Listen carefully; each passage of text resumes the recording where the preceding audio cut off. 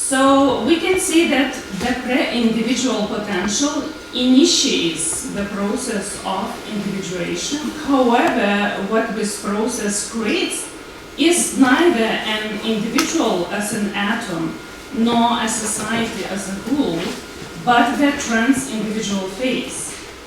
The notion of the trans-individual not only replaces the dualism between individual and society, but also deconstructs both terms by revealing that both individual and society are made of multiple relationships.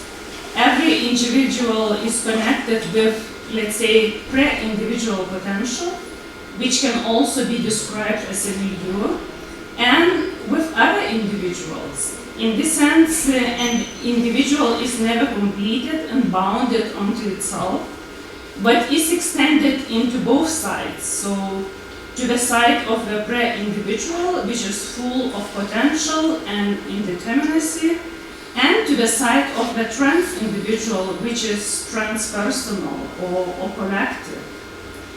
However, this collective state is understood not as an agglomerate of individuals, but as a collective being, which is traversed by pre-individual indeterminacy. As Simondon points out, this is quote, "It is precisely based on this position of the unresolved in man that is not yet individuated charge of reality, but man seeks out his fellow man to form a group in which he will find presence through a second individuation. The individual has conserved the pre-individual with it, and all individuals together must have a sort of unstructured ground based upon which a new individuation can occur," end quote. So Simondon distinguishes between an inter-individual relation and trans-individual relation. The inter-individual relation is established between, let's say, completed or self-sufficient individuals, whereas the trans-individual relation passes through every individual in such a way that they form a system that contains potentials and metastability, expectations, and tensions. In this respect, the trans-individual phase can be described as a bundle of multiple relations, both with the pre-individual potential and with other individuals which share the pre-individual charge. We can see that Simondon gives an example of this trans-individual relation in his other book, On the Mode of Existence of Technical Objects, where the trans-individual phase is related to the invention of technical objects. Here's another quote. He says, "An interhuman relation that is the model of trans-individuality is thus created through the intermediary of the technical objects. This can be understood as a relationship that does not relate individuals by means of their constituted individuality, separating them from one another, nor by means of what is identical in every human subject, for instance, the a priori forms of sensibility, but by means of this weight of pre-individual reality, this weight of nature that is preserved with the individual being, which contains potentials and virtualities," end quote. So it's also important to point out that for Simondon, technical object is not something artificial, but on the contrary, something that is a prolongation or an extension of nature. This means that with the help of a technical object, an individual is related both to nature and its potentiality, and also to other individuals. The trans-individual phase means the exteriorization of an individual, its folding out and at the same time its commonality with other individuals created through technical imagination and inventiveness. The notion of the trans individuality recently was discussed by Etienne Balibar in his book Spinoza, the Trans Individual.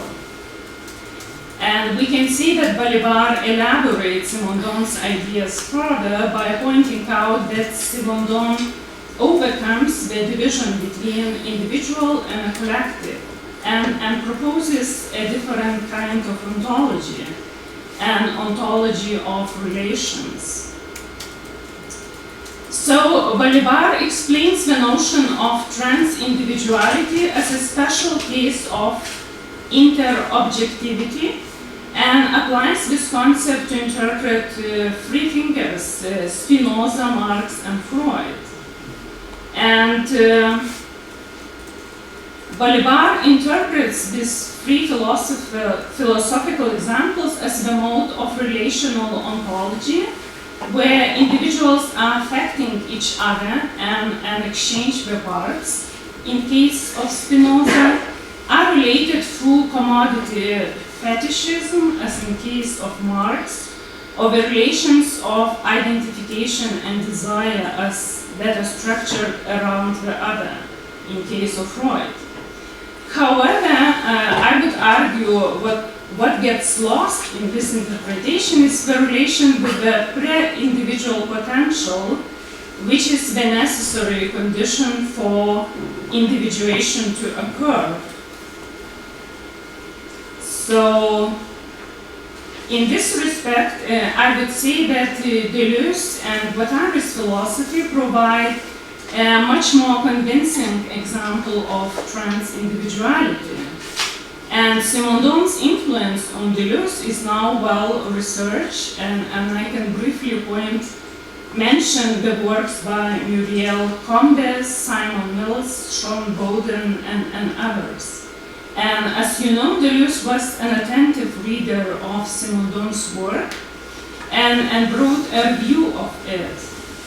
So I would argue that the traces of Simondon's theory are obvious, both in different and repetition, where Deleuze defines individuation as a passage from the virtual to the actual, and also in 1000 Plateau, where individuation is defined as an interaction between multiplicities.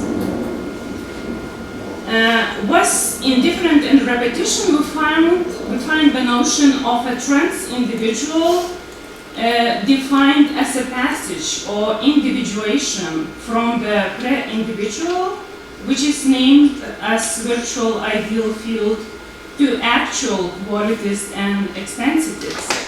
And in 1000 Plateau, we find another aspect of the trans individual, namely the relationships between different multiplicities, which include not only other individuals but also non-human others. So this other kind of trans-individual relation is named by Deleuze and Guattari as unnatural participation, epidemic contagion, and is contrasted with natural filiation. As Deleuze and Guattari explain, here's the quote, the difference is that contagion, epidemic involves terms that are entirely heterogeneous. For example, a human being, an animal, and a bacterium, a virus, a molecule, a microorganism. These combinations are neither genetic nor structural. They are interkingdoms and natural participations. That is the only way nature operates against itself, end quote. So this unnatural participation is a new trans-individual condition, which is an assemblage-like connection between humans, non-humans, and technical objects. Now, having this trans-individual condition in mind, we can ask what it means for a community and how it deals with power relationship. Can we imagine a trans individual community which is in contact with some pre-individual potential and at the same time which can share this pre-individual potential within this community and thus invent new lines of individuation and new forms of communication? So what comes to mind as an example when thinking about this trans-individual relationship is, for example, Anna Tsing and her book The Mushroom at the End of the World, which describes a network, an entanglement, which connects a mushroom called Matsutake, also plants and human mushroom gatherers, and thus creates a new type of what she calls non-capitalist community. Another example could be the catastrophe of Chernobyl, as it is described by Svetlana Alexievich and also visualized in the famous TV series Chernobyl. We can see that the radioactive atoms that had fatal effects for human and animal bodies, plants, water, and soil, also, as Zizek suggests, triggered the end of the Soviet Union and initiated the, let's say, emergence of a new community.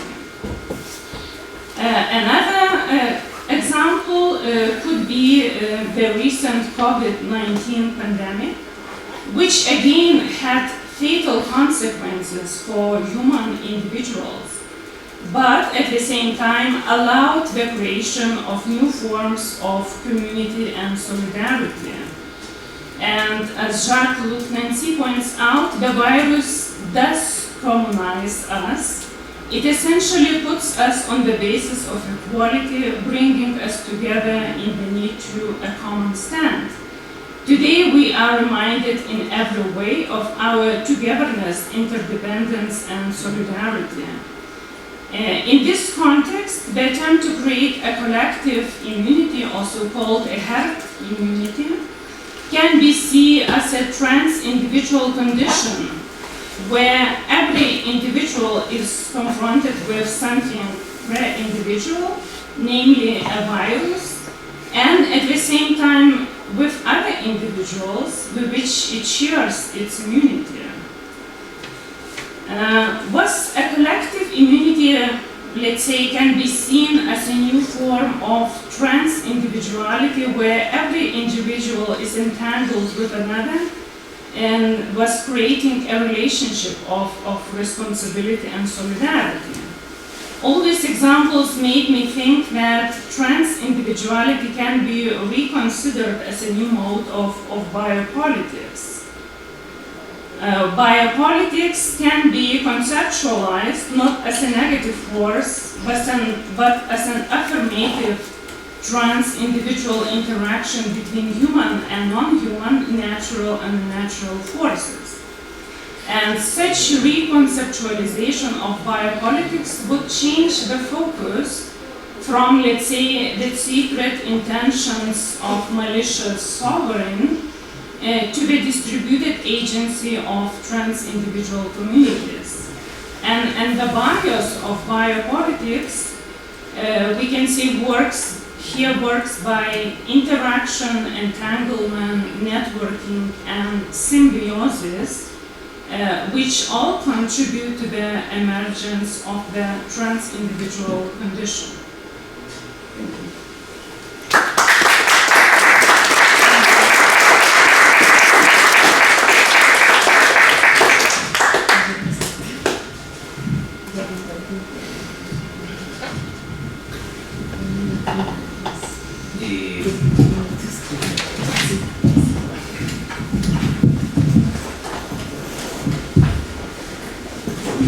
Bien, vamos a pasar a nuestra tercera presentación de esta mesa. Como no hay un orden muy claro, voy a pedir que pase a Rafael Mongeri. ¿Estará presente o no? No. Yo acabé de verlo. Giovanni Ariel Rodríguez Cisneros. Perfecto. Presente.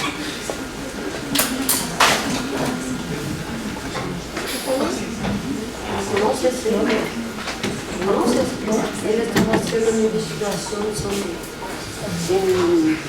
Portugal. Yo escribí ahora, preguntando por qué no veo. Bien, Giovanni Ariel Rodríguez Cisneros, es de la UNAM, de aquí mismo, y nos va a presentar un trabajo que lleva por título Deleuze y Marx, esquizomarxismo y una nueva idea de comunismo. Así que los dejo entonces con Giovanni.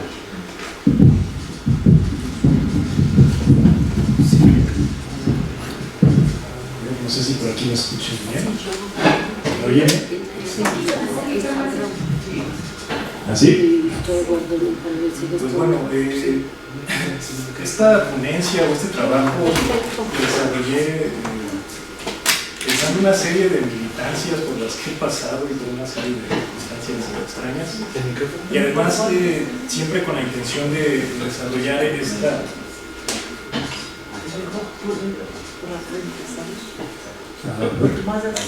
¿Ya? Okay. Les mencionaba que este trabajo lo he hecho a partir de una serie de militancias y de una serie de experiencias que he tenido, y también siempre buscando esta relación fructífera que hay entre Marx y Deleuze, que a veces parece que se olvida un poco, ¿no? A veces parece que a Deleuze lo relacionamos más con Spinoza, con Bergson, incluso con Kant, antes que con Marx. Entonces me pareció importante tomar esto. Pues bueno, la ponencia dura más o menos 20 minutos, entonces como son bastantes ideas que he ido recopilando, tiene bastante carnita, entonces mejor no. Pero bueno, el 13 de noviembre de 1991... El micrófono al frente, porque no se escucha. No se volvió a apagar, creo que se volvió a apagar. O se le acabó la Sí, sí, creo que ya no tiene batería.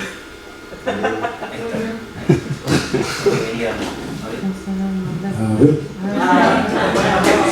Ok. Es que se apaga.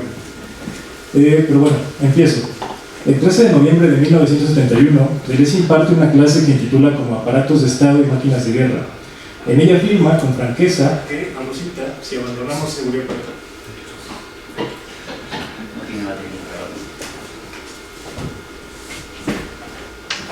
Un segundito. Ok, gracias.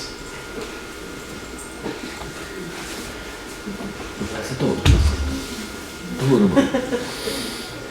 Hasta las mejores amigos. ¿Qué otra desgracia nos puede ocurrir? Sí, son Voy a saldar estamos a mano. Se va mucho en la tele.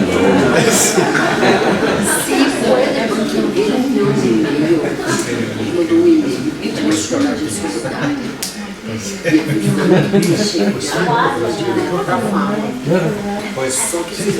O otro micrófono que tenga pila. Sí, está buscando. Vamos bien. Vamos a estar bien. Fueron a buscar una pila. Igual faltó un expositor, así que eso nos da un margen para buscar la pila Fueron tranquila. a buscar una pila. Pato, que igual con un expositor menos, eso nos da un margen para buscar la pila tranquila. Tiene 20 minutos para encontrar la pila, que es lo que tardaría el expositor que no vino. Siempre hay pilas. Ojo que en Portugal quiere decir otra cosa. We are running out of battery. Ok, entendi o motivo do riso.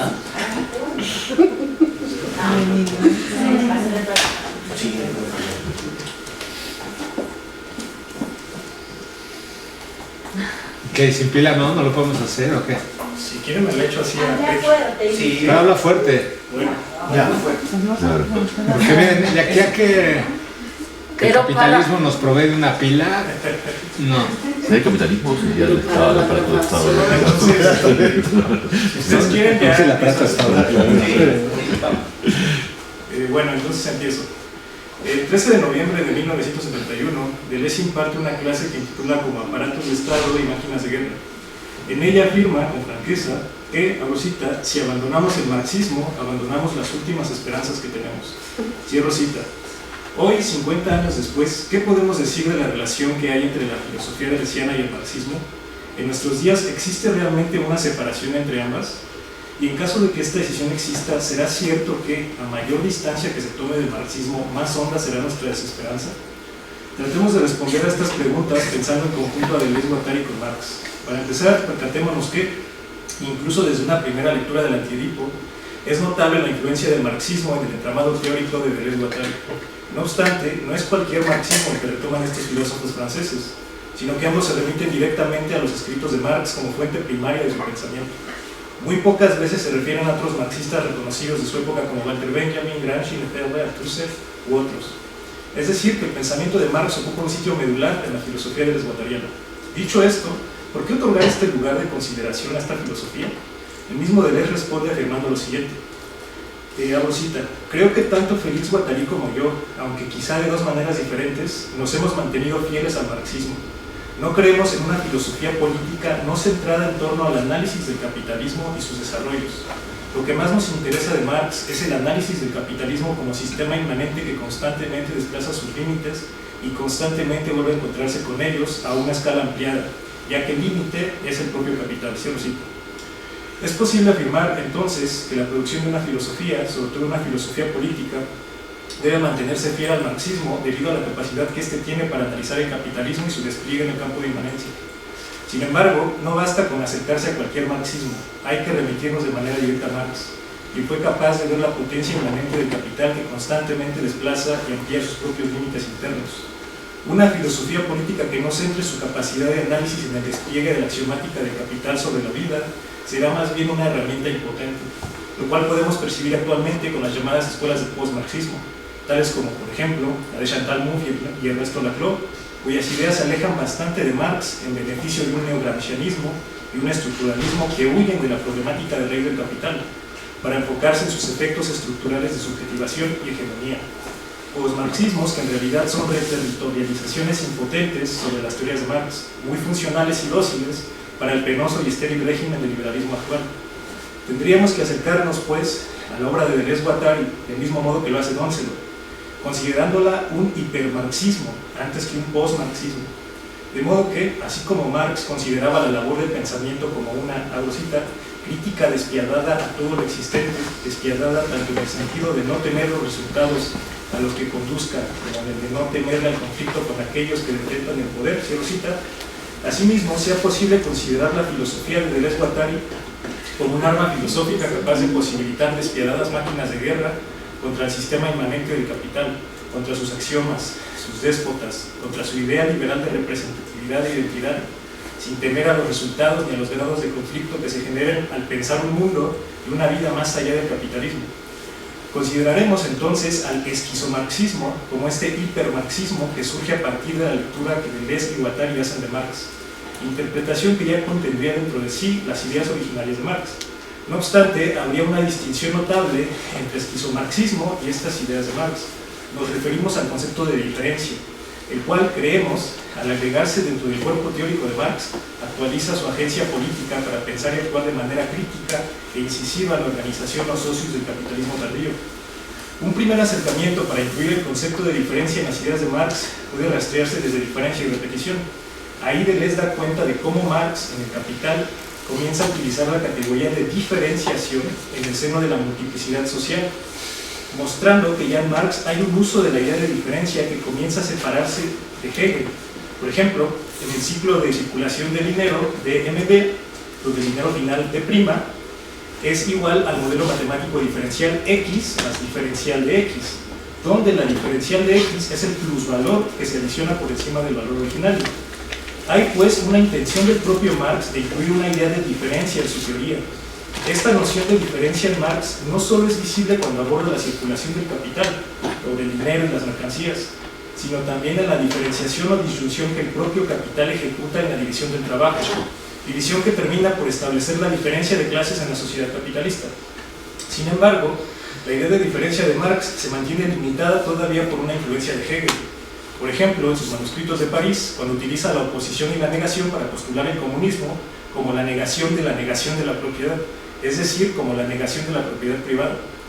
De manera que, si se postula un esquizomarxismo, es para potenciar la idea de diferencia ya incubada en las teorías de Marx. Deleuze y Guattari, de modo similar al expuesto en los Grundrisse, saben que cada existente o determinación en el plano de inmanencia no puede mantenerse abstracto, alejado, sino que necesita de una síntesis del conjunto de todos los existentes o determinaciones para conocer de manera concreta cómo cada uno se relaciona con otro. Para Marx, esta red concreta de determinaciones opuestas nos permite conocer científicamente la unidad de lo diverso. Sin embargo, para Deleuze-Guattari, esta red de existentes no es una unidad que opera desde la oposición, sino desde la diferencia que es capaz de abarcar todos los grados y polos posibles en una relación. En otras palabras, para Deleuze-Guattari no existe una unidad de lo diverso, sino una multiplicidad de lo diverso, donde cada determinación no existente singular es en sí mismo ya una multiplicidad que coexiste con otro millón de singularidades, las cuales, a su vez, se hallan transitando procesos de diferencia o de actualización hasta agotarse. Dicho esto, quien tiene la capacidad de reconocer la multiplicidad de lo diverso y sus procesos perpetuos de diferencia es el esquizo. Este personaje conceptual es capaz de integrar las diferencias que se hallan en la multiplicidad de lo diverso. Es él quien afilia las diferencias que incluso parecerían irreconciliables, nombrando esta integración como disyunción inclusiva. Cabe aclarar que típicamente se habla de disyunción cuando se desea distinguir cada singularidad existente dentro del conjunto, pero se tratará de una disyunción inclusiva cuando se afirme la diferencia de cada singularidad en el conjunto y se permita todo tipo de relaciones entre ellas. Sobre esto, Deleuze y Guattari mencionan que, abro cita, el esquizo está y permanece en la disyunción, no suprime la disyunción al identificar los contrarios por profundización, por el contrario, la afirma al sobrevolar una distancia invisible. No es simplemente bisexuado ni intersexuado, sino transsexuado, está trans vivo muerto, es trans padre e hijo. No identifica dos contrarios como Hegel, sino que afirma su distancia como lo que les relaciona en tanto que diferentes. No se cierra sobre los contrarios, sino que se abre. Cierro cita. Por tanto, la disyunción inclusiva en la síntesis propia del esquizo y en consecuencia también del esquizomarxismo,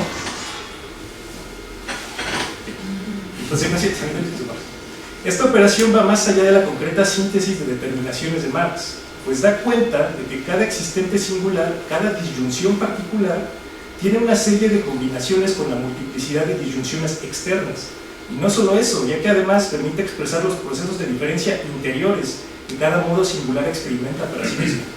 A decir de Nicolás Torrón, abro cita, las disyunciones no se subsumen en una nueva totalidad, las diferencias entre ellas se mantienen. Cierro cita. Y es esta la potencia del marxismo deleuze-guattariano, su capacidad de afirmar la diferencia sin someterla necesariamente a una totalidad totalizante, pues cada diferencia es ya un universo en sí misma, con sus propios deseos, máquinas, sus grados de libertad y estratificaciones, donde incluso la disyunción más particular remite siempre a una serie de relaciones de combinación con otras disyunciones. Se trata, pues, de una política transproductiva, en tanto que ella misma se autoproduce inmanentemente a partir de una combinatoria. Política de la complejidad, donde la diferencia es el medio que moviliza lo uno hacia lo múltiple. Como afirma Andrew Poole, abro cita, el antagonismo de la lucha de clases de Marx ha sido agotado en un arrollador mar de diferencia. Cierro cita. Lo expuesto hasta el momento nos lleva a la siguiente pregunta: ¿para qué complejizar y deslocalizar diferencialmente el pensamiento de Marx? Si se propone aliar la filosofía de la diferencia deleuze-guattariana con el marxismo, es porque justamente la plusvalía y los diagramas de poder en el capitalismo contemporáneo han devenido extremadamente complejos, difusos, diferenciales, disyuntivos, deslocalizados, ni siquiera matemáticamente determinables. Para decirlo con Deleuze-Guattari, los flujos descodificados que se conjuntaron para dar existencia al capitalismo ahora poseen coeficientes directamente económicos, es decir, que los signos de poder y potencia política en el capitalismo neoliberal evitan la intervención de factores extraeconómicos. Nuestros flujos de vida y deseos se encuentran doblados de manera absoluta y diferencial por instancias puramente económicas. El claro ejemplo de ello es que incluso en nuestros momentos de descanso producimos un plusvalor mientras vemos la última serie en las plataformas de streaming o al revisar nuestras redes sociales.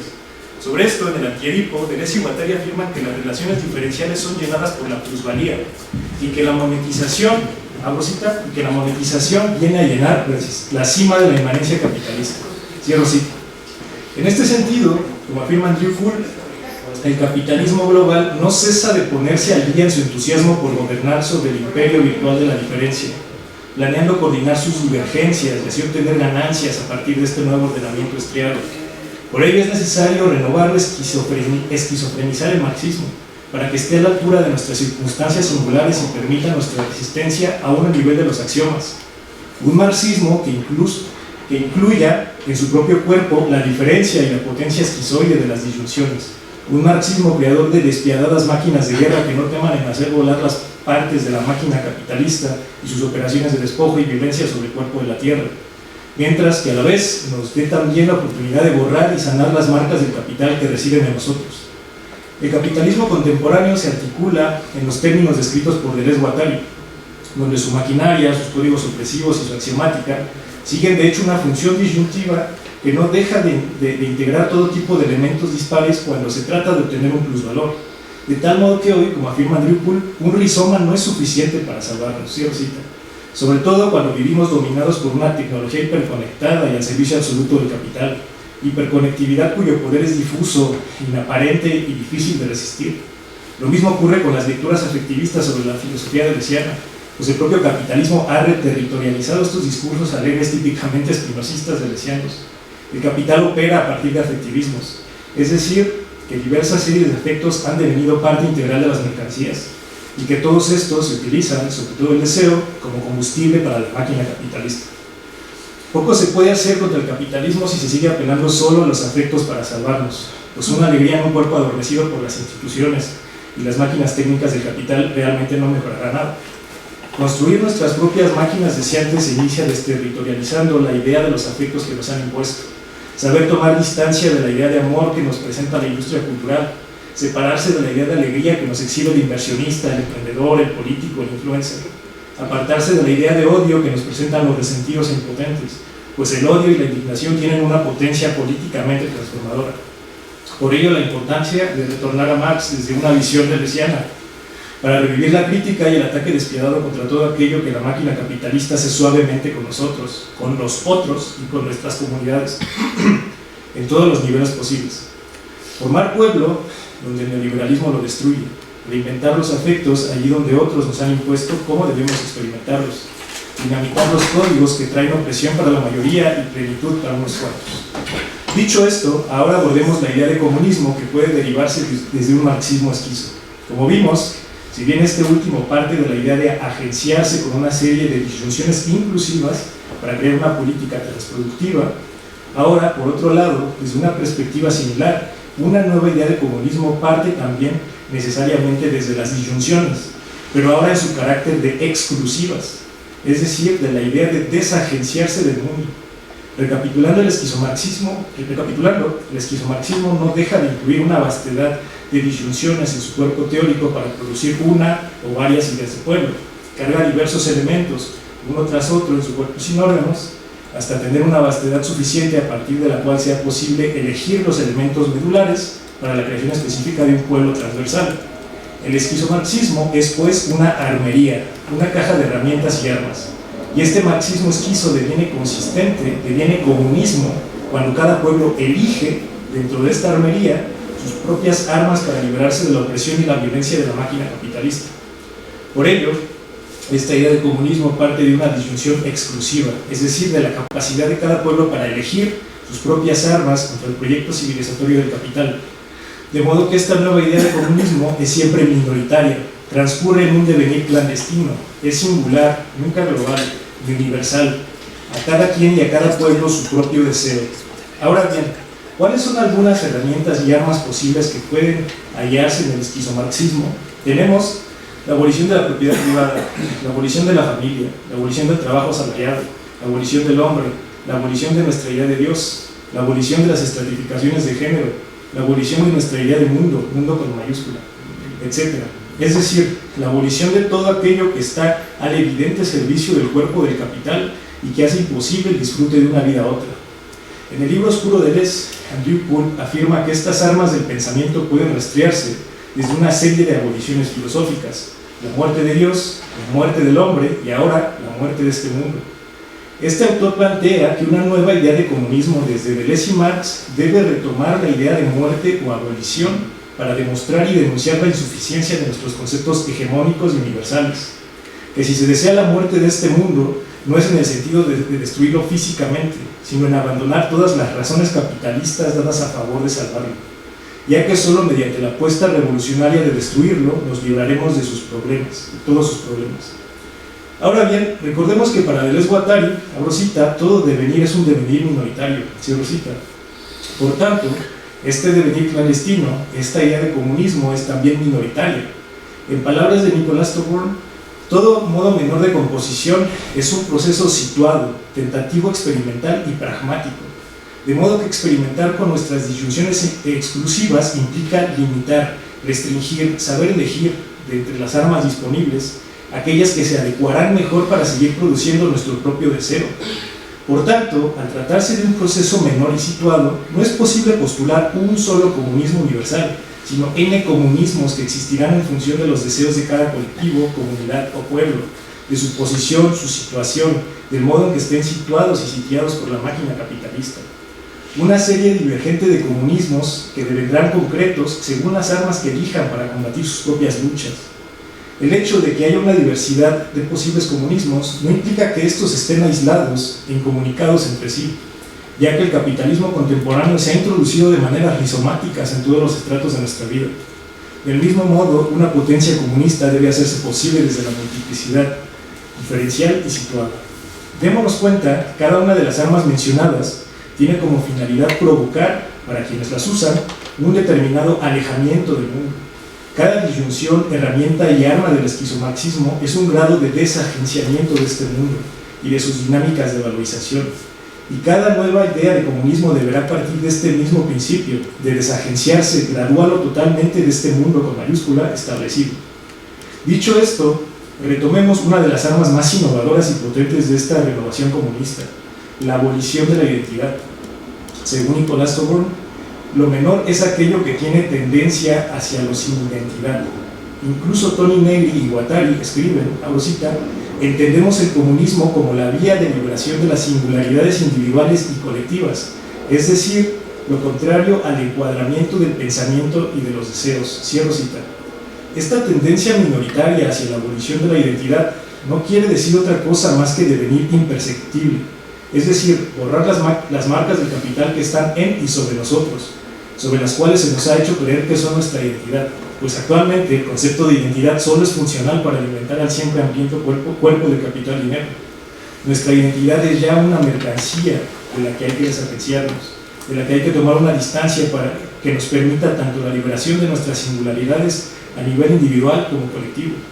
Este desagenciarse de la idea capitalista de identidad es un proceso arduo al que Deleuze y Guattari se refieren como devenir un cuerpo sin órganos, es decir, hacerse imperceptible e ilegible para las máquinas sociales del capital. No obstante, sabemos que estos procesos de desagenciamiento deben de producirse gradualmente, con muchísima cautela, si es que no se desea morir por medio de la violenta desestructuración que implica. La abolición de la identidad, el devenir imperceptible, el devenir ilegible, nuestros n comunismos, todos deberán articularse siempre desde la cautela. Por ello, Andrew Kuhl propone que las prácticas comunistas actuales tienen que operar desde la conspiración, desde el pliegue, desde una guerrilla asimétrica que ha de mantenerse imperceptible ante las crueles máquinas técnicas del capital y los aparatos de captura del Estado. Alejarse de esos comunismos de lujo o aceleracionismos que lo único que hacen es declarar abiertamente sus intenciones ante los gadgets, el celular, la computadora y las máquinas informáticas. Por ello, nuestros comunismos deberán operar en la sombra, sin identidad favorable para el capital, ilegibles y transpolíticos. Deben resistir la tentación de convertirse declaradamente en un ejército si no quieren ser liquidados, pues ser percibido es ser manipulado y exterminado. Es decir, que estos comunismos deben crear torneos de conspiración minoritarios, territorios impalpables de sigilo absoluto, habitados por nómadas revolucionarios siempre conectados solo por una sonoridad que será difusa e ilegible para quienes no sepan escuchar el espacio liso de la llanura. Para finalizar, sin lugar a dudas, es imposible pensar la filosofía de Deleuze-Guattari sin Marx, y hoy se vuelve imperioso leer a Marx a partir de Deleuze. No hay una separación total entre ambos, y no hay por qué abandonar el marxismo, sino renovarlo, y con ello renovar también nuestras esperanzas. Termino con una cita de 1000 mesetas. El problema de las minorías es más bien acabar con el capitalismo, redefinir el socialismo hacia el comunismo, constituir una máquina de guerra capaz de responder a la máquina de guerra mundial con otros medios. Cierro cita. Muchas gracias por su atención.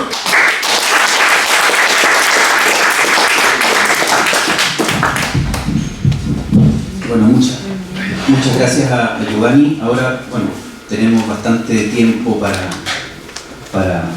preguntas, plantear objeciones, comentarios. Así que, bueno, la idea es que ustedes puedan planteárselas tanto a Giovanni como a Audrone y a Santiago también. Así que simplemente dejo a disposición el micrófono. Como está grabando, que los ponentes pasen para allá. Aún así, Sí. gracias. Bueno, muy genial escuchar, Santi, los avances de lo tuyo. Creo que desde Valparaíso ha ganado mucha fuerza, digamos, como ese punto de vista de los muertos, pero digamos, como que insiste una pregunta que de algún modo te la hacía en aquel entonces y que hoy quizás la logre como formular al respecto de, no sé, de algo así como una clínica espectral o fantasmal. Lo digo porque, claro, con el proyecto, digamos, que estás haciendo con Attractor, uno puede decir, bueno, el arte ofrece una línea de fuga, ¿no? Pero digamos por acá, me dejaste pensando y anoté unas cositas que me hacen pensar en esa clínica espectral o fantasmal, y es que justamente pues, una superficie de estratificación para los espectros es la psiquis, ¿no? De los que quedan, ¿no? Entonces pienso justamente en los vivos que quedan de esas víctimas y que quedan con el trauma, ¿no? Y teniendo en cuenta pues como el trauma, digamos eso que hace con que la memoria no sea nomás, sino que la fija, ¿no? Sino que la estabiliza, ¿no? Entonces, que por un lado había también algo así como una cronopolítica, que sería el hecho, digamos, de cómo desanclar la memoria para que esa memoria no esté fija en un tiempo, sino que sea una memoria de futuro, ¿cierto? Entonces, claro, ya nos decís que habría allí, digamos, un gesto con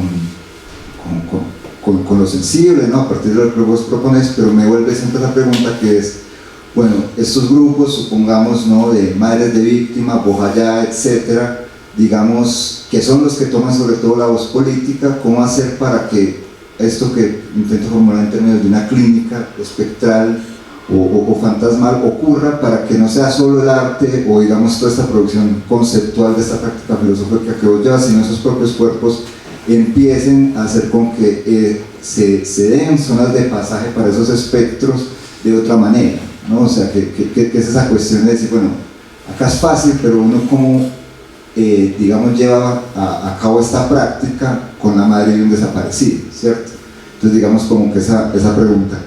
Y después, para el último, para ti, estoy totalmente de acuerdo contigo, pero tú creerías, por ejemplo, a un colectivo de estudiantes afro, transfeminista, que tienen una bandera y, digamos, porque digo, acá es relativamente fácil de sostener ir hacia una desidentificación, pero digamos ante la ocupación de la escena pública no es tan sencillo y digamos uno se puede ganar muchos enemigos si llega y dice no, es preferible ser imperceptible. Lo digo porque es una pregunta que yo me hago y no he logrado resolver y que es, digamos, bueno, acá es fácil, pero digamos a la hora de estar ahí en una política donde la escena pública todavía es representativa, ¿qué hacemos con esta propuesta que os traes?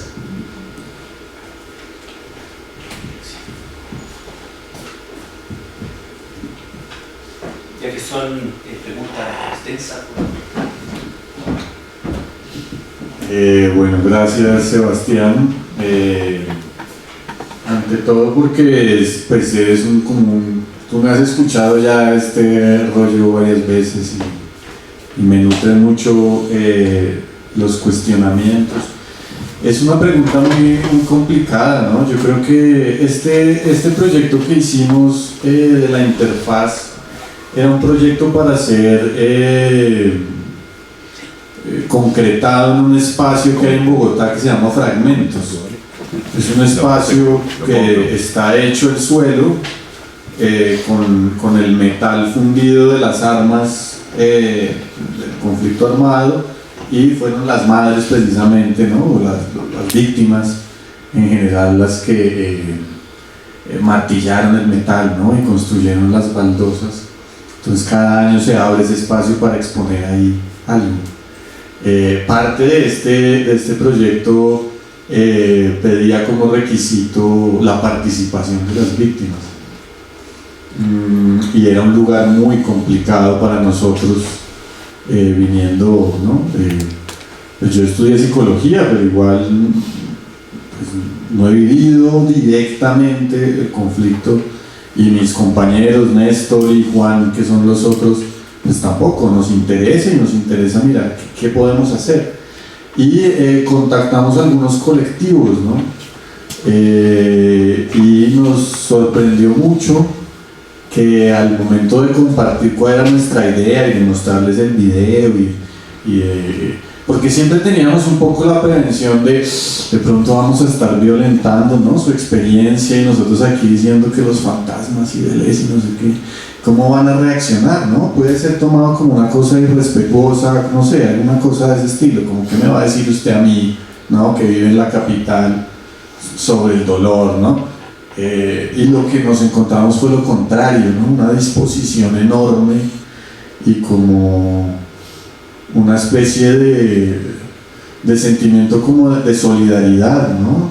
No era tampoco la sensación de ay, estos pequeños burgueses de la capital están pensando en las víctimas, no, era una cosa muy solidaria, como en un diálogo abierto, y estas víctimas nos decían que les interesaría que en ese mapa aparecieran sus testimonios, por ejemplo. Y esa era la idea, ¿no? O sea, la idea es abrir el mapa para ponerlo a funcionar con el que quiera conectarse en el modo en el que quiera. Entonces, nos resultó muy esperanzador, y nos dio también energía ver esa disposición. Ahora, pensar en términos ya de una clínica, que creo que también sería absolutamente interesante, no sé, es complicado, ¿no? Yo creo que alguna vez conversábamos también contigo en esta especie como de aproximación etnopsiquiátrica, ¿no? ¿Cómo es que se llama? Toby Nathan. Y que en Bogotá, también en la Universidad de los Andes, hay un centro de etnopsiquiatría que le da cabida también a otras prácticas de relacionamiento con los difuntos, ¿no? Uno de los dramas de algunos de los pueblos afro, precisamente, es que llega la masacre, los matan y los desplazan, pero algunos de ellos conservan su cadáver para hacer un trabajo ritual antes de enterrarlo. Entonces imagínate que te desplazan, no te dejan llevar el cuerpo, y de qué forma existe ese espectro, ¿no? Y en estos trabajos de etnopsiquiatría me parece a mí muy interesante que no hay un aparato clínico, ¿no? Que entra a sobrecodificar los afectos y las representaciones bajo, no sé, Edipo o lo que sea, sino hay otra forma de intervención un poco más sistémica, pero estaría también no quiero decir por inventarse, debe haber ya muchas cosas en esa línea practicadas, ¿no? En términos un poco más esquizoanalíticos y demás, pero creo que es una cuestión, como tú mismo señalas, de un tacto infinito, y de un tacto infinito además, como Vincian de Pré dice, ¿no? Un tacto ontológico respecto a cómo aparecen, ¿no? Esos muertos, esas relaciones, la cantidad de formas en las que se relacionan los vivos con sus muertos es abrumadora, ¿no? Las cartas, ¿no? Las fotografías, las misas, ¿no? Entonces no tengo una respuesta, pero creo que es una línea que vale la pena explorar, y explorar ojalá pues con gente que trabaja, ¿no? En intervención psicosocial, como, ¿no? En estos grupos también. Las prácticas que hacen con tejido, ¿no? ¿Cuántas formas hay ahí en donde se van instaurando y empiezan a circular esos aspectos? Pero sí, es un punto central. Sí, sí, sí.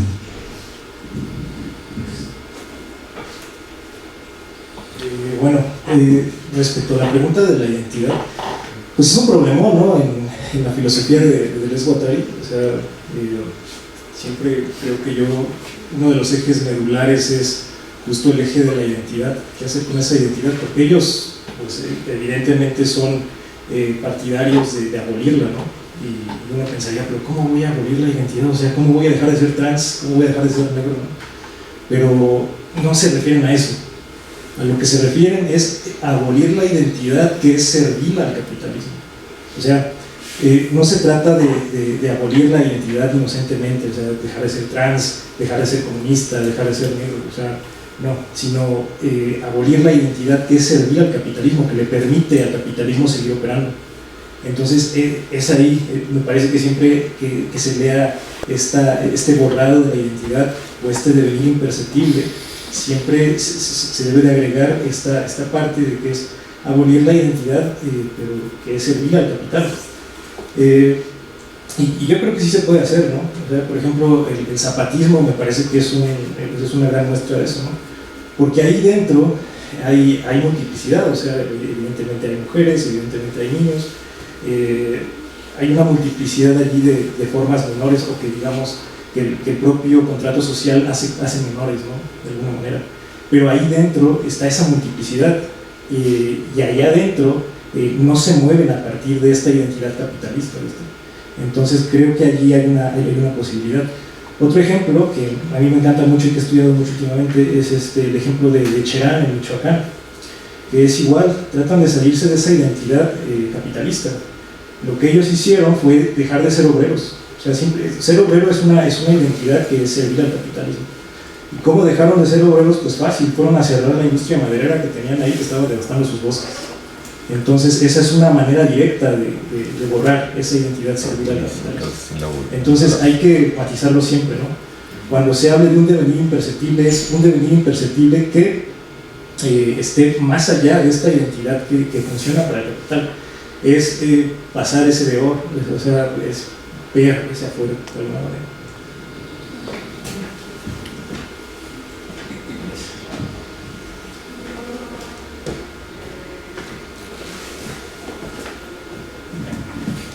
Yes, I want to ask Dorothy a question about the trans individual and the relationship between the trans individual and control society. You started with your discussion about Gambin and how Gambin feels that things have gotten totally out of control with the pandemic, and how he says that this is like Hitler in 1933.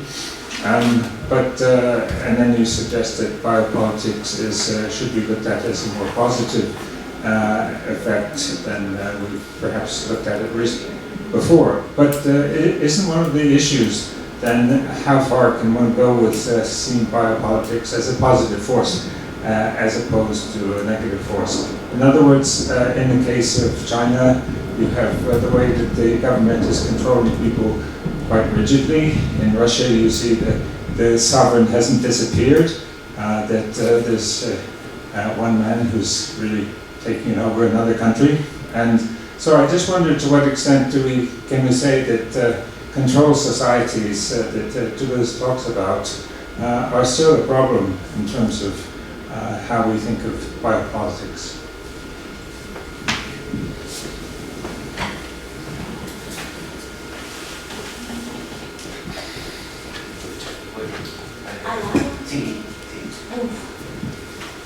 Bueno, entonces hago mi pregunta.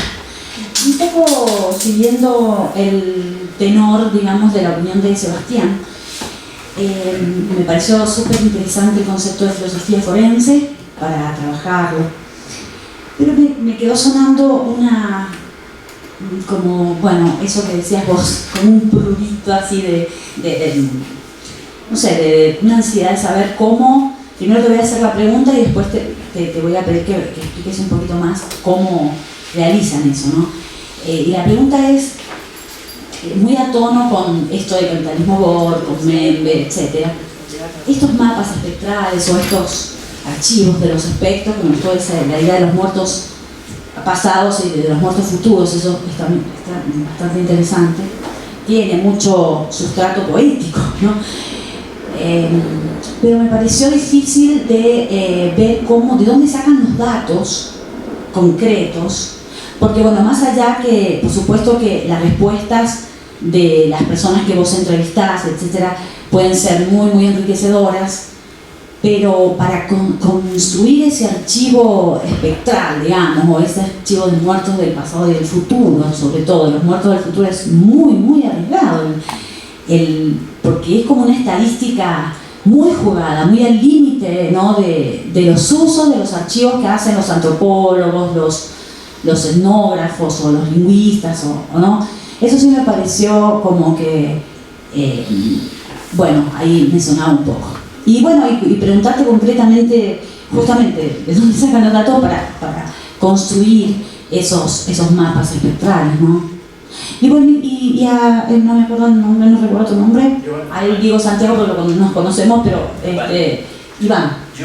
Giovanni. Preguntarte, bueno, decirte que creo que dos cositas, ¿no? Una se la dejo allá a Julián, que espero que yo lo estoy intuyendo que lo va a preguntar, pero la otra es que creo que de breves hay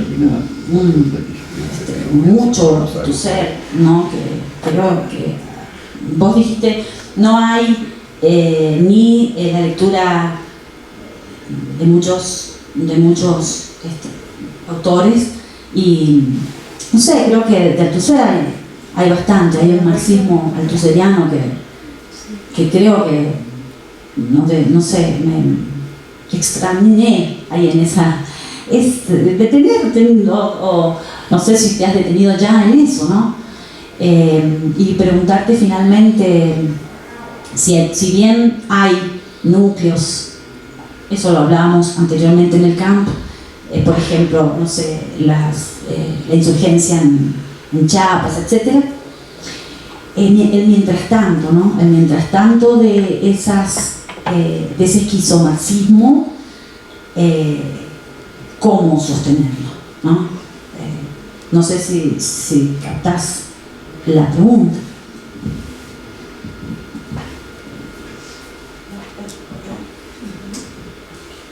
So thank you for the question. We can say that what was called by Agamben biopolitics, or what Membe calls necropolitics, maybe still exists in certain political situations, like the case, of Ukraine being attacked, or some other countries being attacked could be an example of necropolitics. But if we are talking about such situations as pandemics, I think that Agamben fails somehow to read the situation, and his reaction is really inadequate, and I think these notions of the sovereign and vita nuda as being turned into biological individuals simply fail, to explain what's happening.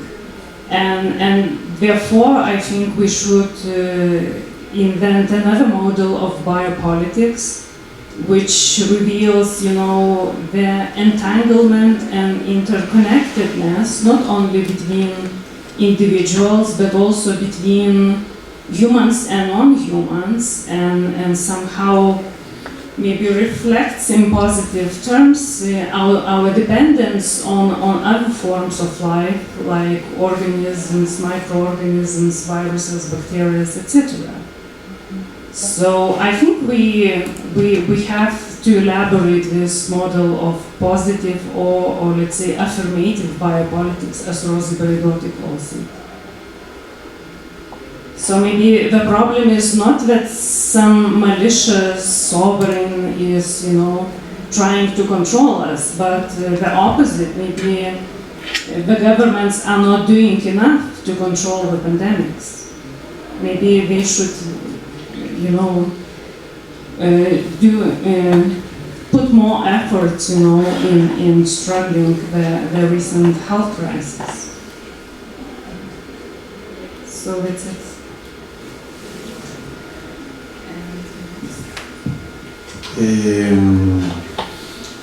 Sí, los datos, las bases de datos, bueno, hay un problema grande y es que muchas de las bases de datos no son abiertas.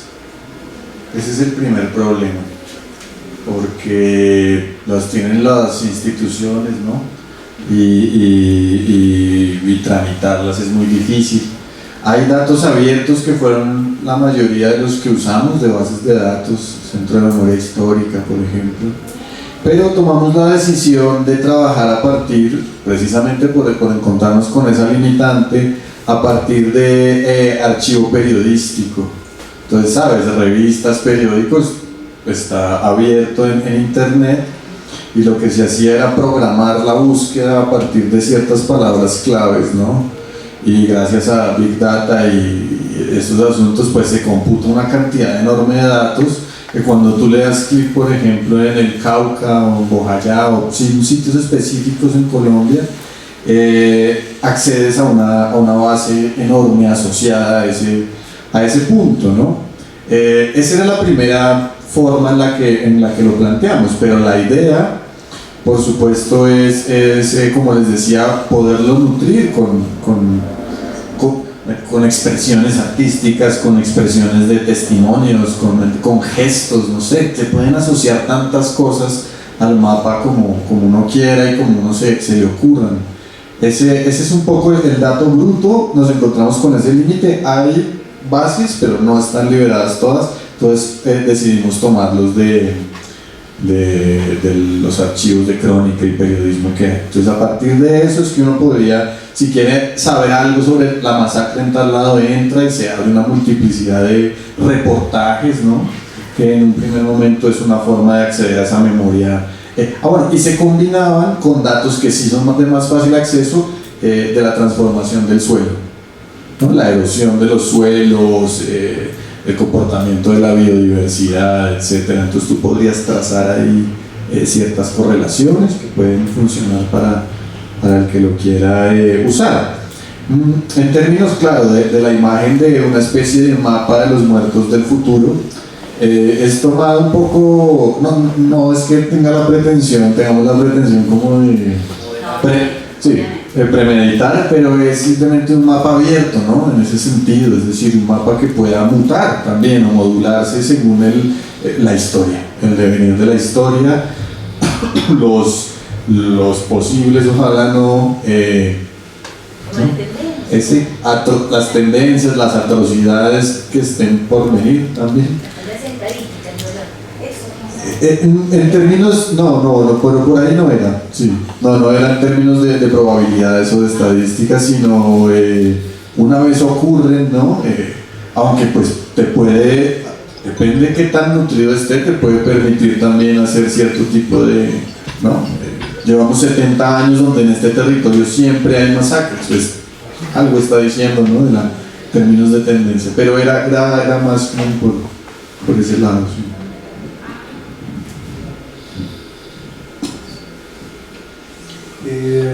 Bueno, la pregunta sobre Althusser es muy buena. Yo lo pongo en una relación, digamos, de cantidad, si lo queremos ver así, respecto a las referencias que tiene de Marx. O sea, creo que Althusser lo retoma para superarlo, o digamos que Deleuze y Guattari lo retoman para darle una nueva lectura, porque Althusser todavía se mueve a partir de binarismos, ¿no? Esta idea de estructura, superestructura, y Deleuze y Guattari nos dicen, no, pues es que eso no existe, lo que existe es el deseo en un nivel estructural como tal. Entonces me parece que lo retoman, o sea, sí lo retoman, pero es en una cantidad menor en referencia a las citas que hace, por ejemplo, sobre Marx. Llega a retomar también esta idea de materialismo espontáneo, pero el mismo Althusser se la roba a Spinoza. Entonces me parece que en realidad la referencia real es hacia Spinoza, ¿no? Antes que hacia Althusser. También llega a mencionar esta idea del joven y del viejo Marx, otro binarismo, que me parece que Deleuze y Guattari superan muy bien. O sea, no hay un joven y un viejo Marx, sino que hay una crítica al capitalismo desde el capital, y eso es lo que se debe de retomar, ¿no?, de esta crítica.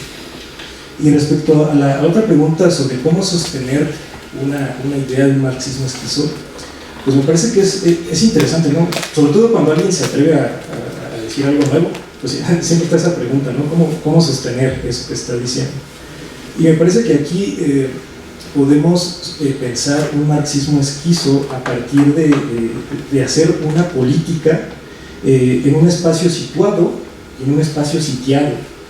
Me parece que el capitalismo tiene muchos cercos, nos ha sitiado de maneras muy particulares, ya sea geográficamente, políticamente, no sé, incluso, la problemática política en un barrio, en una periferia, no es la misma que en el centro, evidentemente, e incluso entre la periferia misma, ¿no? Ahí el capitalismo ha sitiado de maneras muy específicas a la misma periferia, ¿no? Entonces, me parece que si se piensa en un marxismo esquizo, en un marxismo fragmentado, creo que hay que hacer política de una manera situada y de una manera sitiada, o sea, ver cuáles son nuestros límites y elegir a partir de eso qué armas son las que yo tengo para poder pensar en una fuera del capitalismo, en una fuera de la propiedad privada, en una fuera del capitalismo Gore, por ejemplo. Y creo que esto hace que la filosofía de Marx y de Deleuze Guattari brinque más allá de la academia, ¿no? Ahorita que hablaban de capitalismo Gore, mi papá trabaja en un mercado, que es el mercado de la Merced, al cual yo de vez en cuando voy a trabajar. Y en ese mercado, justo en la pandemia, más o menos, es un mercado enorme, no sé si lo hayan visitado, pero es un mercado enorme donde se encuentra de todo. Entonces, un día empezó a correr la voz, viene el narco, nos van a sacar y nos van a empezar a cobrar ya derecho de piso. ¿Qué vamos a hacer? Y yo estaba ahí. Pues viene el narco ahorita, o sea, van a venir camionetas o no sé qué vaya a pasar, ¿no? Y mi papá, pues tiene muchos amigos allí, es una red muy rizomática esta del mercado, y entre todos dijeron, no, pues no nos vamos a dejar.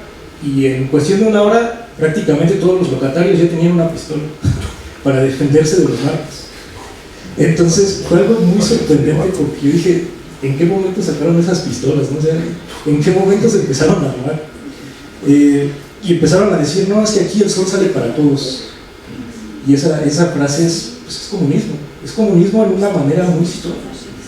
Y yo dije, pues que pase lo que tenga que pasar, ¿no? Al final, parece ser que los narcos se enteraron que no se iban a dejar y que había pues mucha gente armada allí. Entonces, creo que allí hay una muestra muy sutil de lo que puede ser un marxismo esquizo, ¿no? De un marxismo que está situado por el capitalismo Gore y sin embargo se defiende, ¿no? Entonces creo que esto va más allá de la academia, ¿no?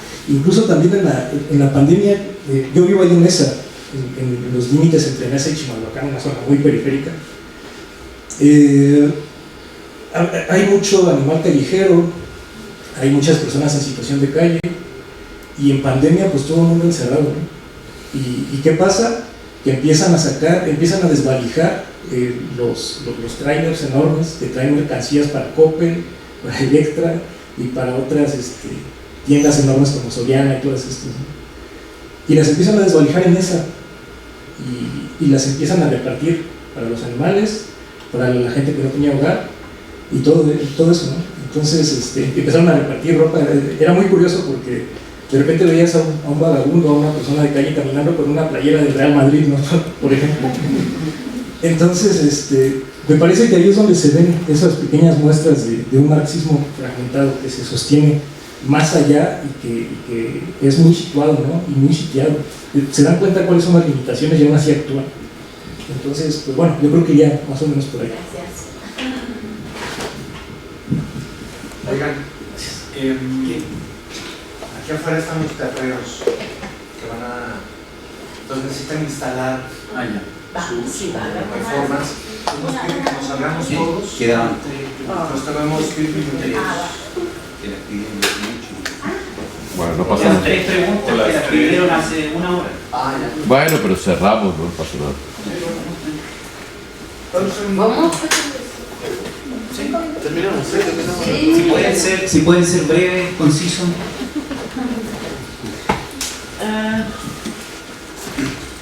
So I appreciate very much your talk, especially the way you engaged Agamben, and I completely agree with you. But on the other way, I also thought that your positiveness of biopolitics, it's perhaps a bit excessive. And especially when you quote Jean-Luc Nancy, it frightened me because I think it is a bit elitistic bourgeois point of view, because he says that pandemic showed how equality between people, and in my point of view, precisely pandemic showed inequality between people. And just to give an example from the other side of the world, and I mean America, United States of America, not from Russia or China, but in the United States we saw how inequality is among people, and we have to talk about inequality, not equality. And I wonder how you understand this positiveness of biopolitics when thinking about inequality. Cambiando de lengua, justo para que te estaba ouvindo tu charla, que me ha gustado mucho y que me ha pensado inmediatamente al libro de Jacques Mazot, por el concepto de fantasma como acontecimiento y como producción de la imaginación. Entonces, sé que es un poco abstracto y habíamos hablado de eso 2 horas atrás, como me encanta ver como la América Latina la gente es muy literal y hacen la filosofía con problemas concretos, pero también quería saber si hay una posibilidad de pensar esta manera del fantasma, este concepto de fantasma como la producción masoquista de la imaginación, para tu contexto.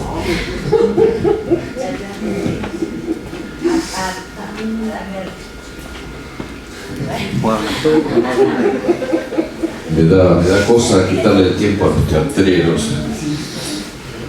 Somos bastante teatreros nosotros. Okay, for Auron, I really liked your position, support strongly your idea of seeking a positive biopolitics, trying to make it work for equality. I understand the point, and I like the way you frightened me a lot at the beginning. I thought you were going to support Agamben. I was beginning of panic, but luckily your point was the other. And I like trans-individuality. I think it's a good way to link it to biopolitics. And I remember this sentence of Rimbaud that Deleuze quoted so much, charged with the rocks and the animals, and I believe that. And he talks about the virus in this, Deleuze when he speaks about that, and I believe that it's a good point. Without axiology, we don't know if it's good or bad. It's not good or bad. There are problems, and this is a way to think about these problems and try to solve them. Not some solutions will be bad and others will work. So, thank you for your words. Y ahora también yo cambio de idioma. Giovanni, me parece que lo que querés hacer es una cosa que hay que hacer, que es pensar a Deleuze con Marx. Creo que somos muchos los que han intentado desde el deleuzianismo. No acuerdo porque no se hace muchísimo. Pero me da la sensación que estás tirando un poco el bebé con el agua del baño, como se dice.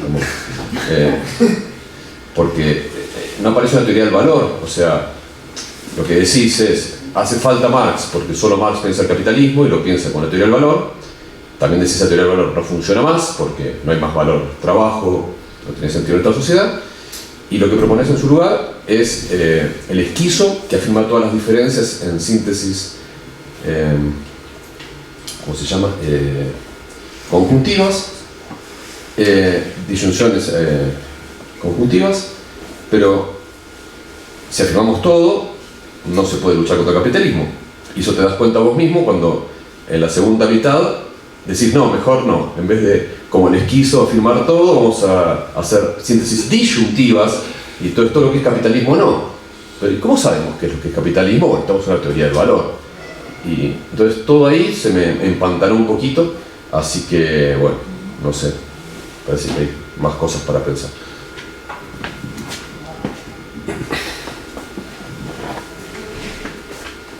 Casi la última. Tuvo mucho éxito esta mesa. Muchas gracias a todos. My question is for the second position. I'm sorry. I'll take a note. Sure. And just to add on to the comment about the positive and negative biopolitics, I think too that maybe a common example of the sovereign controlling versus the sort of like mutual aid emergence of trans individuality. I'm wondering how this idea of trans individuality might be able to explain, for example, speaking of America, the sort of political right who are now fixated on individuality but use a very, what I would consider, trans-individuated reaction, or at least a sort of a expression of collective freedom, collective liberty, collective even white supremacy as a way to maybe mask the trans-individuation that happens within those communities also. Because I would say that those communities are also involved in a positive, joyous, collective life, but for just one specific group of people.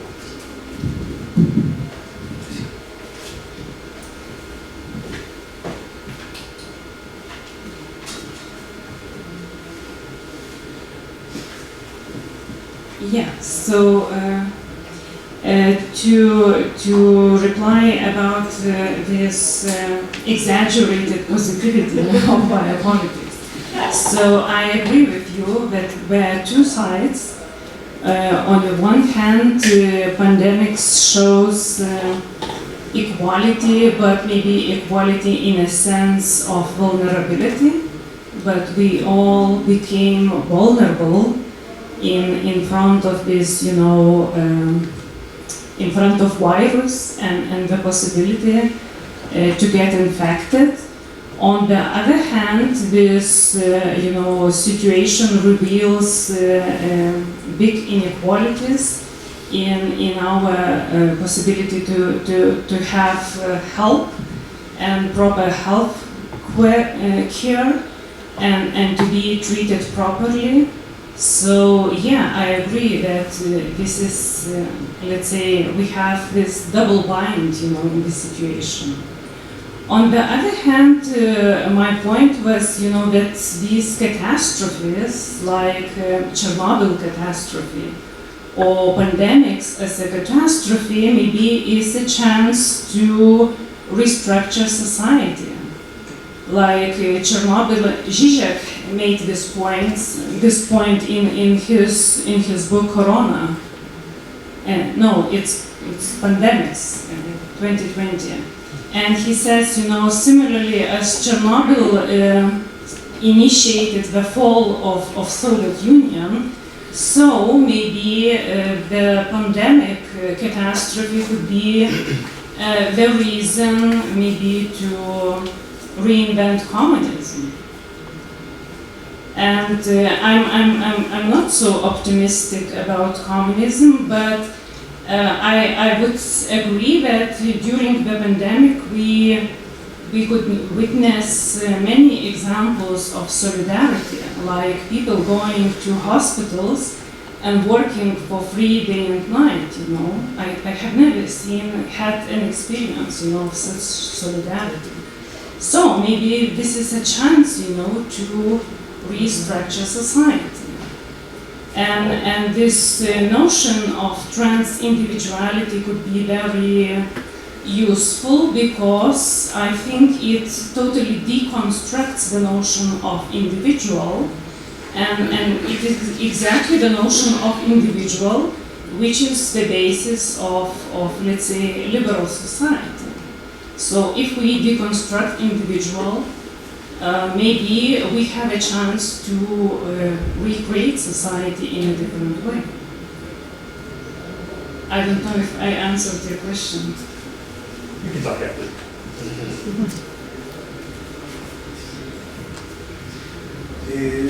Sí, respecto al tema del valor, lo llegué a mencionar muy rápidamente. O sea, cuando menciono que el valor ha devenido diferencial, incluso desde Marx, cuando se habla de la plusvalía, pues siempre está esta X diferencial de X, ¿no? Esta diferencial de X pues es el valor agregado que siempre se tiene sobre una mercancía, ¿no? Entonces desde ahí ya hay una idea de valor, pero este valor es un valor diferencial que después se potencia con Deleuze-Guattari, o lo ven como una variación continua, ¿no? Digamos que aquí ya le meten ecuaciones diferenciales parciales, ya no son ecuaciones lineales, hay una variación continua siempre en esta teoría económica, si la vemos desde Deleuze-Guattari, ¿no? Y justo lo mencioné de pasada porque ya no me daba tiempo, o sea, ya estaba muy cargada de muchas cosas, pero sí es evidente que debe de haber una teoría de valor sí o sí, y con ello debe de haber una teoría que hable de la mercancía, del fetichismo de la mercancía, y pues darnos cuenta de esto, ¿no? Que este valor diferencial pues no se puede calcular, está prácticamente difuso en todos los niveles del campo de inferencia, ¿no? Yo ponía el ejemplo de que incluso cuando estamos viendo Netflix estamos generando un valor por otra persona, ¿no? Y en ese sentido, pues sí, el valor se valoriza de una manera deslocalizada. Ya no se puede decir que una sola actividad como ese trabajo genere solamente valor, sino que hay otras cosas por ahí. Y también, pues justo pensar esta relación entre valor y mercancía desde Deleuze-Guattari es bien interesante porque a mí me parece que para entender bien los límites internos del capital hay que leer la parte de Marx de la baja tendencial de la ley de la baja tendencial de la tasa de ganancia.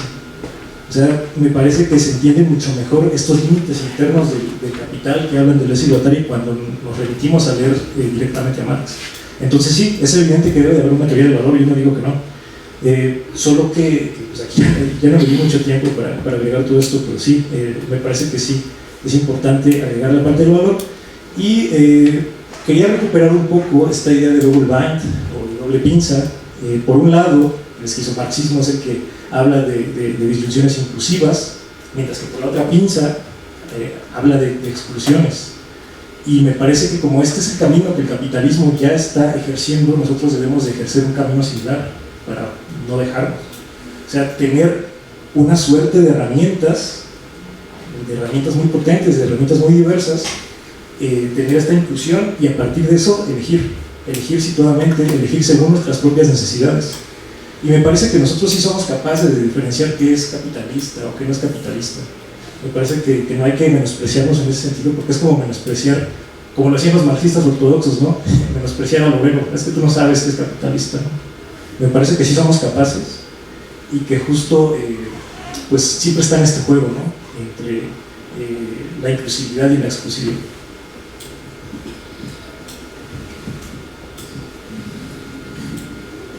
Sí, lo que tú preguntas, Catarina, yo no lo he rastreado en ese libro, en el libro de Sacher-Masoch, pero en términos más conceptuales sí creo que la apuesta que yo he hecho para pensar ya en una especie de ontología desde el espectro de modo de existencia ha sido sobre todo a partir de la filosofía del cine de Deleuze, en términos de esta equivalencia entre imagen, materia, luz, movimiento, ¿no?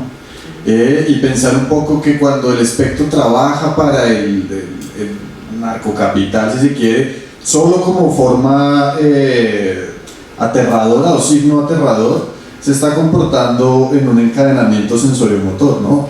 Se produce así y estos son sus efectos, ¿no? Ante esta acción, tal reacción, ¿no?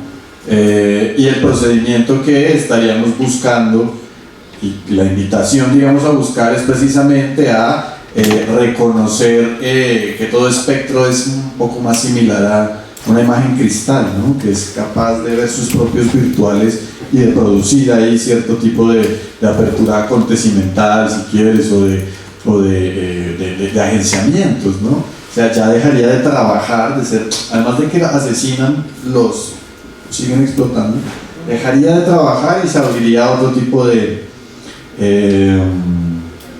ensamblajes, ¿no? Creo que sería más por ahí. Por eso en la cosa esta del mapa virtual hablábamos de nodos espectrales en los que se precipitan multiplicidades, ¿no? Finalmente, y memorias heterogéneas, ¿no?